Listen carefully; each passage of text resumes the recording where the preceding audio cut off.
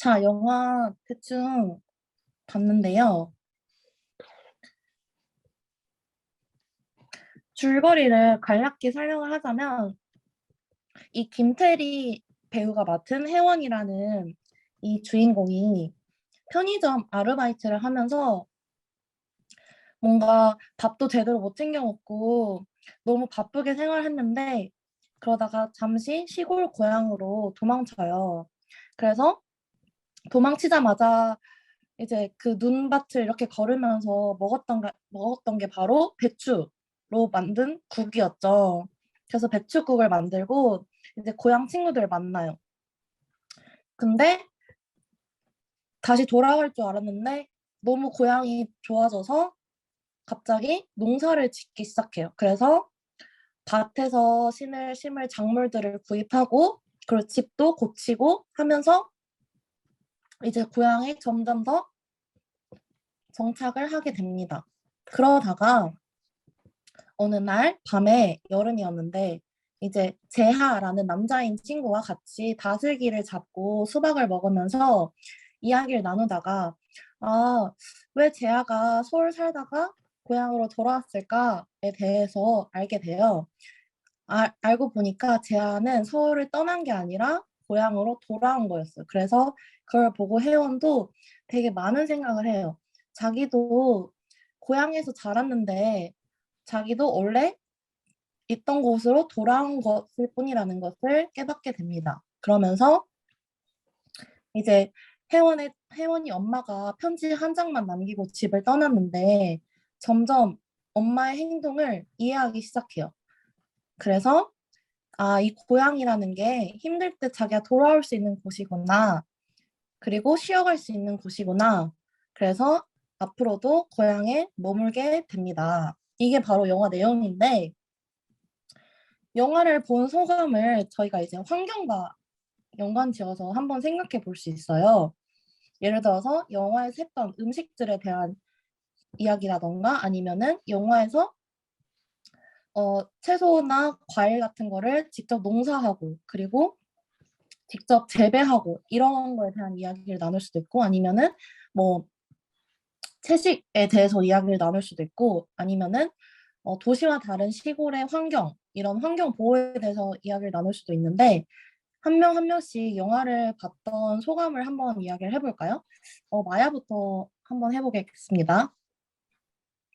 그 영화를 보면서 어떻게 그 도시에 있는 사람이 항상 바쁘게 생활하고 뭐 정신 없이 그 주변에 있는 것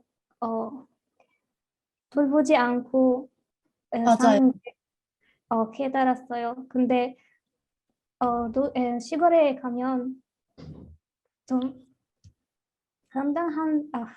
간단하게 생활하고 중요한 생활 있다고 생각합니다. 네, 맞아요. 도시는 너무나 네. 바쁘고 그리고 정말 스스로 모든 바쁜데. 일을 할 수 있습니다. 네, 맞아요. 농촌에서는 사실 정말 몸 하나만 있으면은 뭐든지 할 수 있잖아요. 농사를 바로 지어도 되고 아니면은 음, 바로 뭐든지 요리를 해도 되고. 그런데 도시는 참 바쁘고 정신없다는 거 알려주는 영화였던 것 같아요. 세일원 한번 이야기해 볼까요? 네, 제가 재밌게 봤어요. 엄청 좋았고 네. 재밌었고 그리고 갑자기 시골에 살아보고 싶어졌네요. 그런 생각이 너무 들었어요. 그리고 제가 원래 이런 영화를 너무 좋아요. 특히 제 취미는 요리라서요. 그래서 너무 좋았어요. 음, 와, 너무 좋았겠네요. 정말 요리가 많이 나오잖아요. 저도 네, 보면서 배고팠어요. 먹고 싶어가지고. 너무 맛있어 보여서 너무 저도요. 배고팠. 예, 그 감자빵요. 맞아요. 들어가. 맞아요. 감자빵. 그리고 마지막으로 발표할, 네, 나다. 아, 네, 저도 그 영화를 재미있게 봤는데, 실은 제가 시골 너무 좋아하지 않아서, 음, 앞으로 아니면 제가 나다라서 시골 살 수 없어요.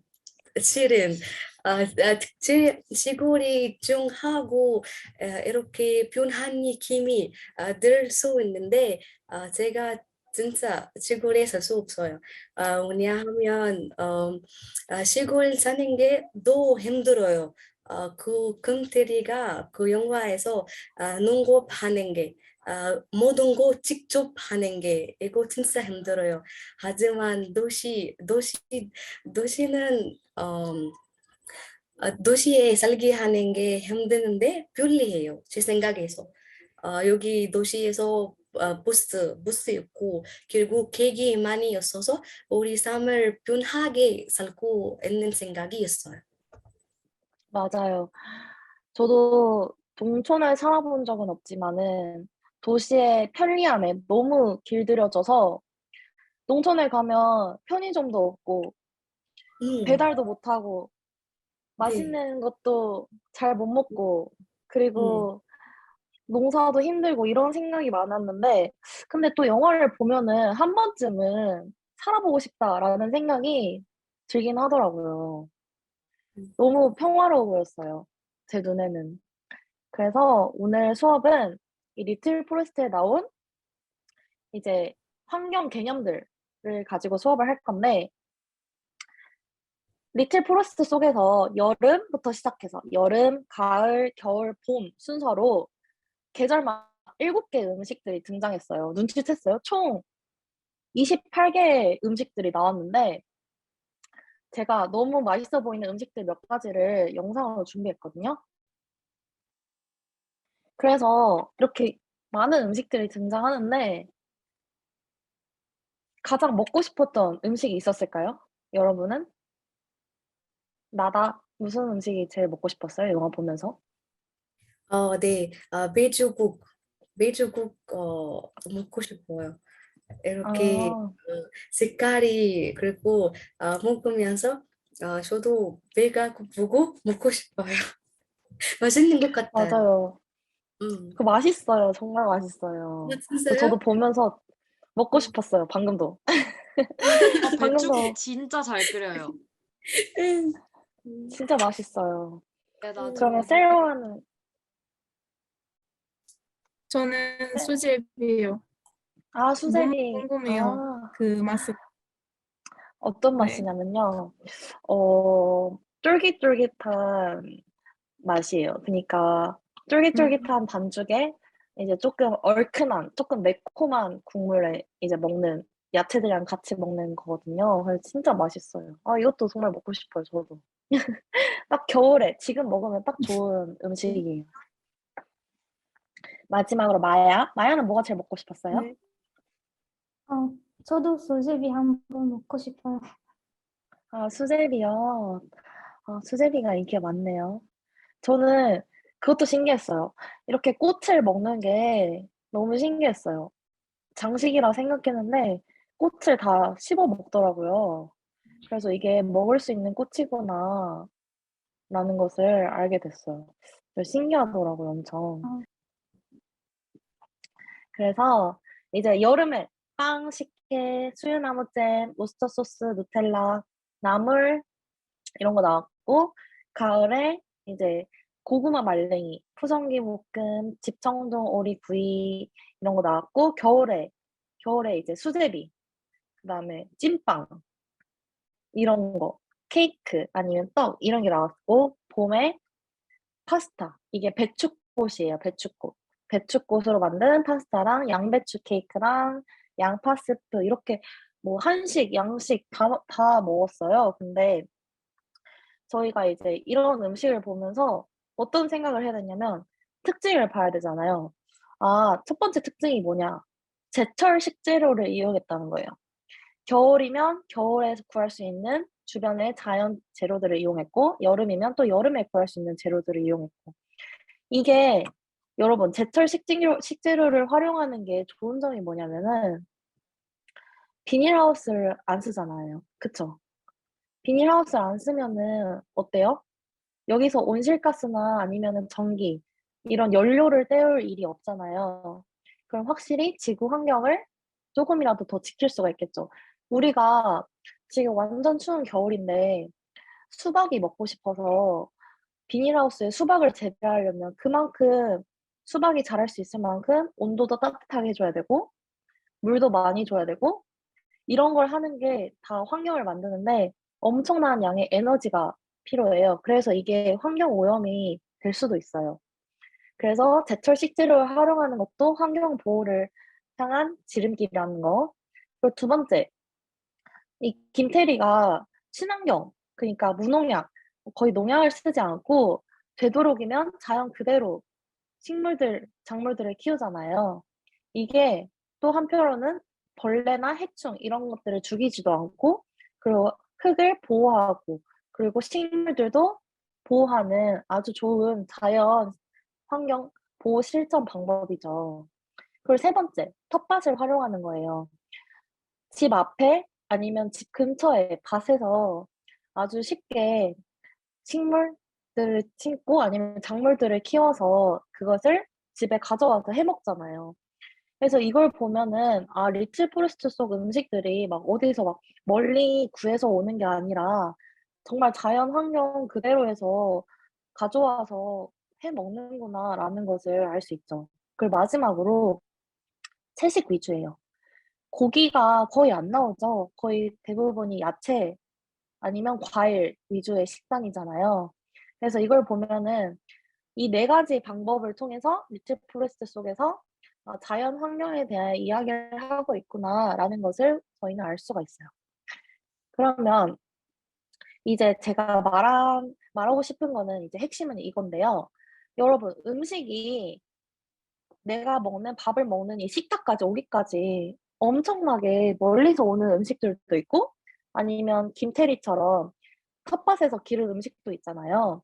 보면은 지금 한국으로 어떻게 하고 있어요? 필리핀에서 바나나를 수입해 오죠. 뉴질랜드에서는 키위를 수입해요. 중국에서는 옥수수를 수입해요. 미국이랑 브라질에서는 또 감자랑 오렌지를 수입해요. 그런데 이게 문제점이 뭘까요? 마야, 이게 문제점이 뭐라고 생각해요? 이렇게 여러 나라에서 수입을 할 때 문제점? 그거 에너지 더 사용하는 거예요? 네, 맞아요. 엄청나게 많은 에너지가 사용이 돼요. 생각해봐요. 미국에서 우리나라까지 오려면은 비행기는 비싸니까 배로 올 거 아니에요?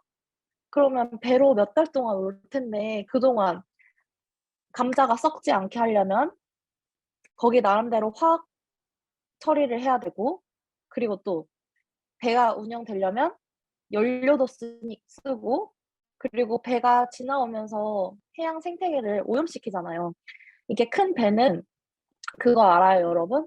엄청나게 큰 배에는 밑바닥에 이런 따개비 같은 것들이 붙어요. 따개비는 조개 같은 것들이에요. 바다 생물들이 큰 배 바닥에 이렇게 붙어버리는데 이게 붙어버리면 문제점이 뭐냐면 미국의 바다에서 출발했을 때 미국 바다 생물들이 큰 배 바닥에 붙어서 한국까지 그대로 오는 거예요. 그러면 문제가 한국에서 이제까지 없던 새로운 해양 생물이 한국 바다로 갑자기 올 수가 있어요. 그렇게 되면 해양 생태계를 교란시키죠. 한마디로 어지럽혀요. 예를 들어서 갑자기 어 먹이 사슬이 파괴되거나 아니면은 갑자기 예를 들어서 유해종이 나타나서 바다를 더 오염시키거나 이런 식의 생태계 교란이 발생할 수 있어요. 그래서 이게 정말 중요한 문제예요. 여러 과일이나 채소나 곡물을 다른 나라에서 수입한다고 해서 마냥 좋은 게 아니에요, 여러분. 이거를 전문적인 용어로 푸드 마일리지거든요. 그래서 푸드 마일리지가 뭐냐면 먹을거리가 생산자 손을 떠나서 내 식탁에 오르기까지 이동 거리를 말하는 거예요. 그러니까 한마디로 내가 미국에서 감자를 수입했을 때 미국에서 출발해서 우리나라까지 이 감자가 얼마나 이동했는지 그것을 푸드 마일리지라고 해요. 그래서 이거는 어떤 지표냐? 식재료가 생산, 그리고 운송, 그리고 소비되는 과정에서 발생하는 환경 부담, 환경 오염을 나타내는 지표예요. 그래서 계산법이 있는데 식품의 양, 그러니까 톤 단위로 나타내거든요. 식품의 양 곱하기 거리, 킬로미터 해가지고 푸드 마일리지를 나타낼 수 있어요. 그러면 아무래도 많이 수입하고 멀리 수입할수록 푸드 마일리지가 높겠죠. 한마디로 더 환경 오염을 많이 시킨다는 말이에요. 반대로 우리가 리틀 포레스트에서 봤을 때는 주인공이 바로 내 집 앞에 텃밭에서 직접 식재료를 길러서 직접 요리를 하잖아요. 그럴 경우에 발생하는 푸드 마일리지는 거의 없다고 봐야겠죠. 그래서 리틀 포레스트가 저희에게 주는 교훈 중 하나가 바로 이 푸드 마일리지 관해서 생각해 보는 거예요. 여러분, 여기까지 이해되셨나요? 푸드 마일리지가 뭔지? 네. 다행이에요. 그래서 푸드 마일리지가 높으면 환경에 어떤 영향을 미치냐? 자, 중요한데요. 첫 번째, 신선도를 유지해야 되잖아요. 오랜 기간 동안 운송을 하니까. 그러면 살충제나 방부제를 많이 사용해요. 그럼 당연히 사람한테도 해롭고 환경에도 안 좋겠죠? 그리고 두 번째, 이동 거리가 크기 때문에 이산화탄소를 많이 배출시켜서 환경에 부담을 줍니다. 그리고 이거는 비단 해외뿐만 아니라 한국 안에서도 해당돼요. 예를 들어서 서울, 부산 되게 멀어요. 차로 4시간 반 정도 걸리거든요.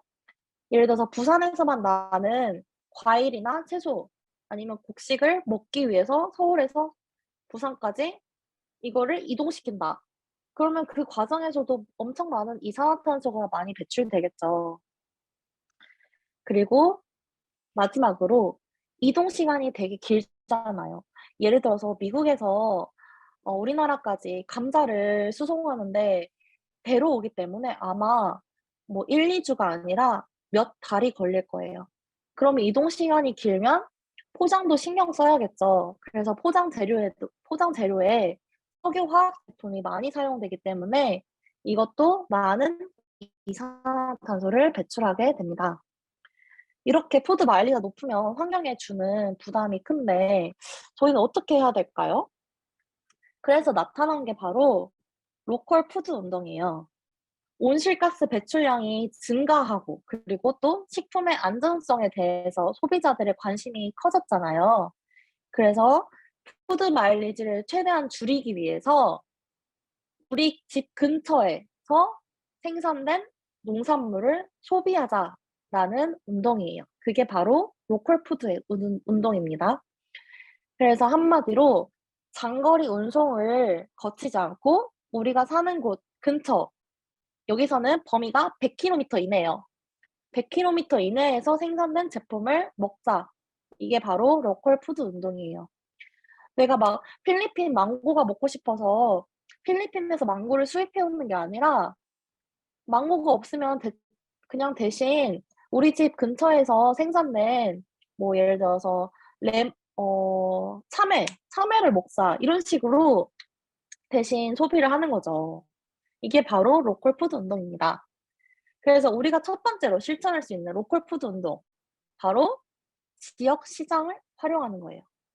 한국에는 농협이라고 로컬 푸드를 파는 직매장이 있어요. 직매장이 뭐냐면 농부들이 농산물을 생산해요. 그러면 바로 마트로 이동하는 거예요.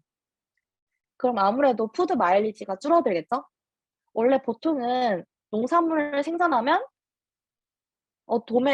도매랑 소매를 거치기 때문에, 그러니까 어떤 사람이 사고 이걸 또 다른 사람이 사고 그리고 어떤 기업이 사고 이게 나중에 마트에 들어오고 이런 식으로 단계가 엄청 많아지기 때문에 이 과정에서 푸드 마일리지가 발생해요. 근데 이렇게 지역 시장에 같은 경우에는 농부들이 직접 와서 팔거나 아니면은 바로 직매장으로 팔기 때문에 확실히 푸드 마일리지가 줄어들죠. 카이로에도 이런 지역 시장이 많이 있죠. 어때요, 셀람? 많이 있나요? 이렇게 바로 살 수 있는? 있어요. 그런데 많지는 않아요. 아, 많지는 않아요? 그러면 마트가 더 많나요? 이런 시장보다? 아니요, 저희는 그 시장으로 가요. 마트 음, 아니고. 시장. 네, 근데 가끔 시장엔, 네. 매일 아침에 농부들이 그 차를 자기 차를 타고 음, 여기저기 다녀오고 아, 네. 그걸 팔려요. 네. 아, 네. 아, 맞아요. 농부들이 직접 팔기도 하는군요. 그래서 저희가 실천할 수 있는 두 번째 운동은 뭐냐? 아, 이거. 미국에서는 이렇게 뉴욕에 그린 마켓이 있어요.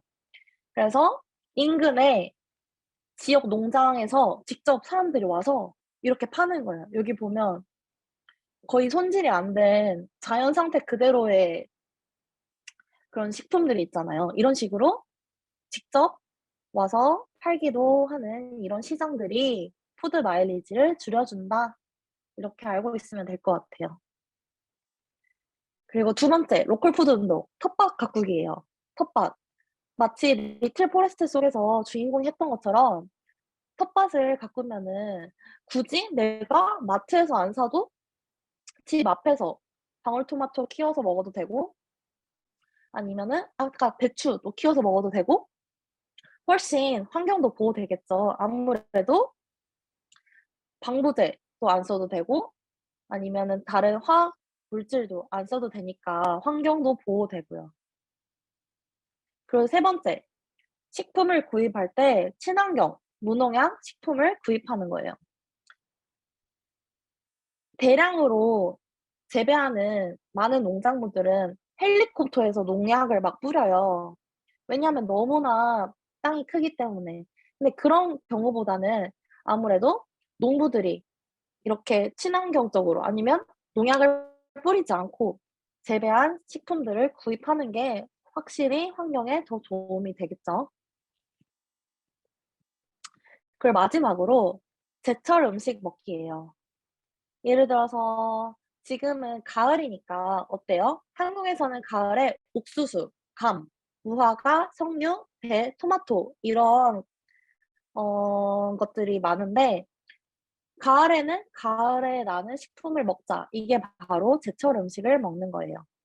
내가 굳이 겨울에 여름 음식을 찾지 말고 여름에 겨울 음식 찾지 말고 그 계절에 맞는 음식을 먹는다면 환경을 좀이라도 더 보호할 수 있다.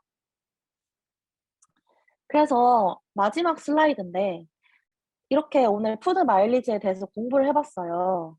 근데 푸드 마일리지를 줄이기 위해서 과연 나는 어떻게 할 수 있을까? 오늘 수업을 하고 나서 어떻게 느꼈는지 한 명씩 이야기를 해보면 좋을 것 같아요. 나다부터 한번 해볼까요? 민송씨 말했던 듯이 우리가 계절마다 그 계절에 농업할 수 있는 식물만 먹고 너무 멀리에서 수입하는 식물 먹지 말고 그리고 할 수 있을 만큼 우리 집 주변에 어, 농구하는 게 할 수 있을 만큼 예를 들면 너무 작은 곳을 감자, 토마토 농구하면 좋을 것 같아요. 네, 좋아. 맞아요. 진짜 잘했어요. 이렇게 실천을 하면 확실히 푸드 마일리지도 줄일 수 있죠. 그러면 지금 이집트에서는 지금 제철 음식에는 뭐가 있어요? 이집트 제철 음식에는? 겨울에는 고구마. 고구마, 음, 그리고 고구마 말고요? 또 있어요? 많이 귤, 있는데. 어, 귤 아, 그리고 오렌지. 귤. 오렌지. 아, 겨울에 오렌지가 나요? 네. 네. 그래, 그렇구나. 와, 몰랐네요. 1년 동안 제일 맛있는 오렌지와 귤이 겨울에 있어요. 아, 그래요? 네. 한번 그럼 이번에 가서 오렌지를 먹어야겠네요. 그쵸? 이번에 가서 오렌지를 꼭 먹기로 할게요. 그리고 네. 또 귤, 오렌지, 고구마 말고 또 있나요? 겨울에.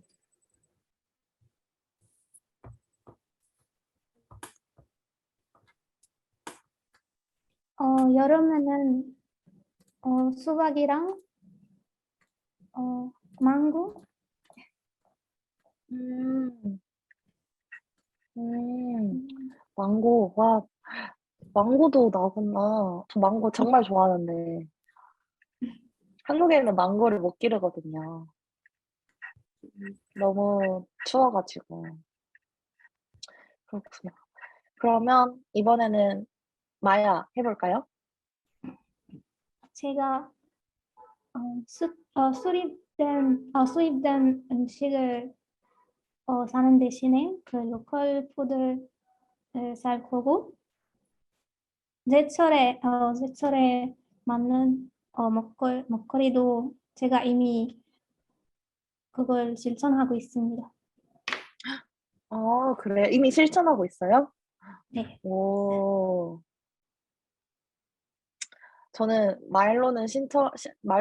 실천한다고 하는데, 또 겨울 되면 이상하게, 수박이 제일 먹고 싶더라고요. 수박이랑 망고. 그래서 실천을 못하고 있어요. 근데 실천해야죠. 맞아요. 음, 네, 고마워요. 발표해줘서. 마지막으로, 셀완. 네. 집에서 근처에 있는 제품 아니면 음식들을 먹는 게 제일 좋고, 그리고 아니면 수입된 물건들을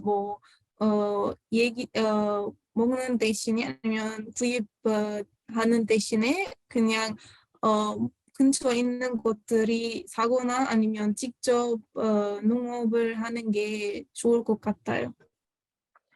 네, 맞아요. 그러면 셀완은 직접 농사를 할 생각 있나요?